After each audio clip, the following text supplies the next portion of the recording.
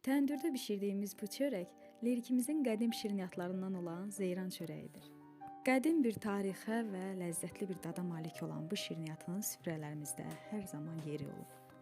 Xəmirini xüsusi formada yoğrulması, içliyinin hazırlanması, kənarlarının və üzərinin naxışlanması üçün və təndirdə yapıldığı üçün bu şirniyyatı hər qadın tək başına hazırlaya bilməzdi.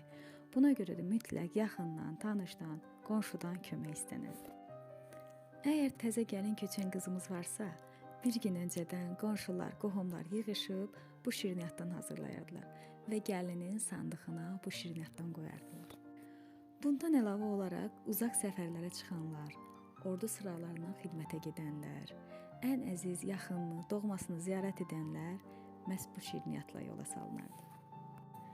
Analarımız, nənələrimiz bu xəmiri un, süd, yağla bərabər öz sevgilərini də qataraq yoğurardılar.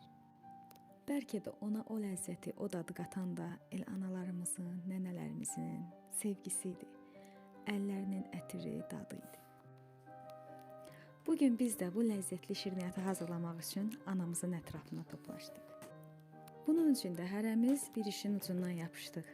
Bacım xəmiri yoğurdu. Anam isə içliyi hazırlayıb xəmirin içinə qoydu. Mən və böyük bacım isə kənar naxışlarını gətirərək üzərini bəzədik. Gəlinimiz isə onu təndirə yapdı.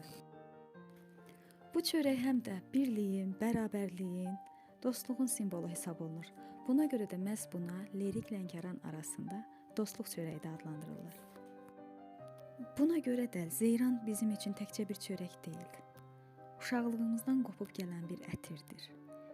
Evimizin bərəkətidir. O, sadə insanların böyük sevgisindən yoğrulmuş bir dad, bir ləzzətdir. Kəndin küçələrində dolaşarkən burnumuza dolan o təndir çörəyinin ətri qədər ləziz və unutulmazdır.